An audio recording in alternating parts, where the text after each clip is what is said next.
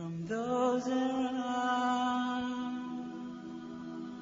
I hear a cry. And subhanAllah, time passes by so quickly. Allah speaks about the importance of time in the Quran. وَالْفَجْرِ وَالضُّحَى وَاللَّيْلِ وَالنَّهَارِ وَالْعَصْرِ. All these 5 segments of our time, Allah swears by them in the Quran.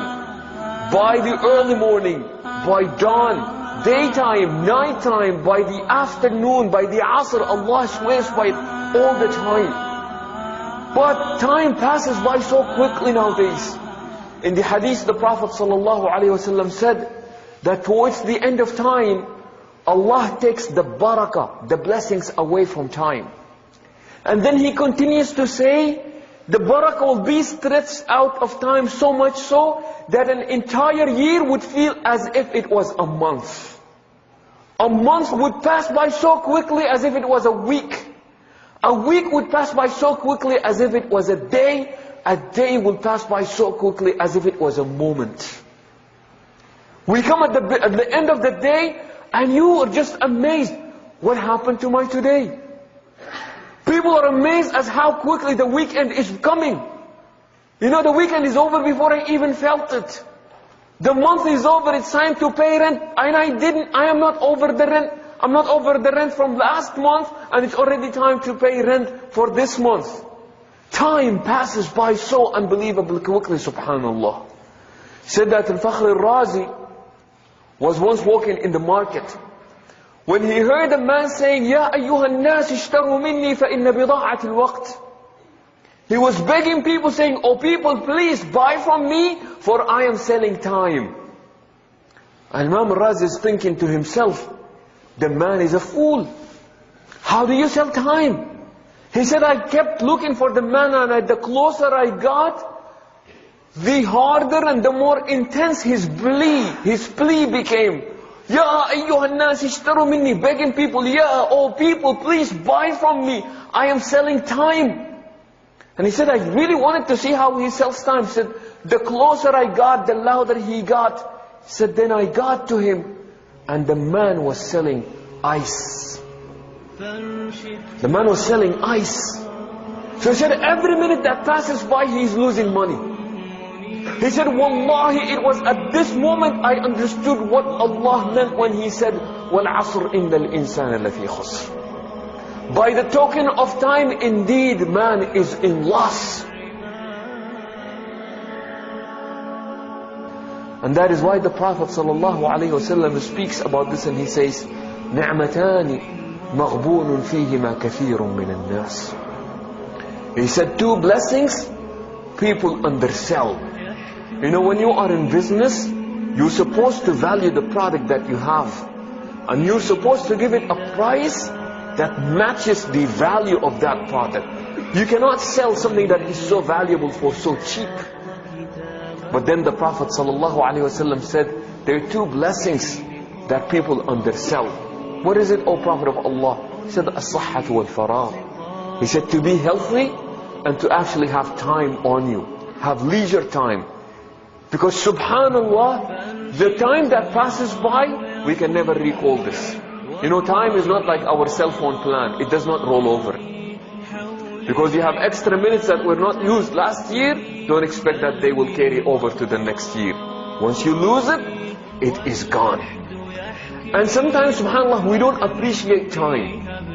So beautifully that it was once said, if you want to appreciate the value of a year, ask a student that failed and he is behind. That year means a lot to that student. If you want to value a month, ask a mother who delivered a premature baby. 5 months, the baby was not fully complete. All she needed was just 1 month. So do not tell that mother that a month does not matter.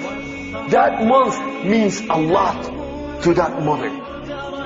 If you want to value a week, ask a person who is in charge of a newspaper or a magazine that comes out weekly.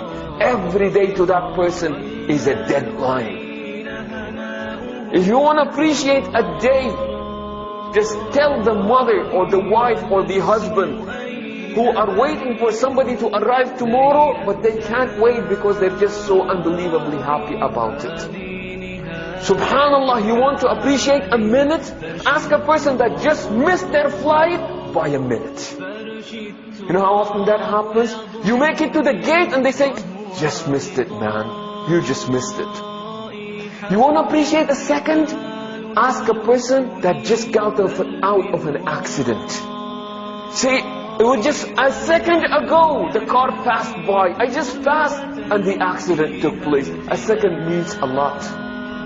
Subhanallah, if you want to appreciate a millisecond, ask a person that is in the Olympics. They lost gold because of a millisecond. So don't tell them that a millisecond does not matter. They talk about it nowadays. They say that we human beings, our generation nowadays, we are the most impatient. We are very impatient. And I wanted to, examine this with our youth group. And I said, we all hate waiting. What do you hate waiting for? I'm just asking these little kids. And some of them said, I hate it when I go to fast food and it does, it takes a long time to get the food. How long does it take? It really doesn't take that long. Or I hate it when I call somebody and the phone rings and rings and people don't pick up.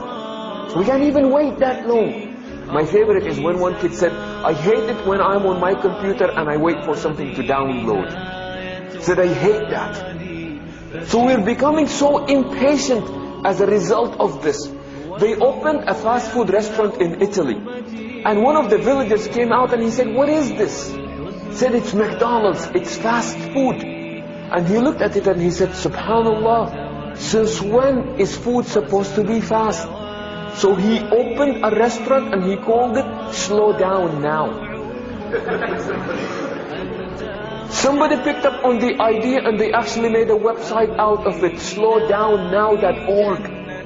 Said, we human beings, subhanallah, all the inventions that we made in the past few, 100 years ago, 75 years ago, were all time-saving devices. Airplanes, trains, fast cars, fast computers, fast this, fast that. And we did it because we thought that we are saving time. We have a very important question to ask.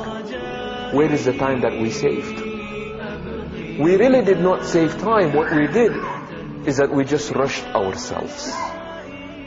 And that is why it was so beautifully said, there is more into life than just increasing the speed of life.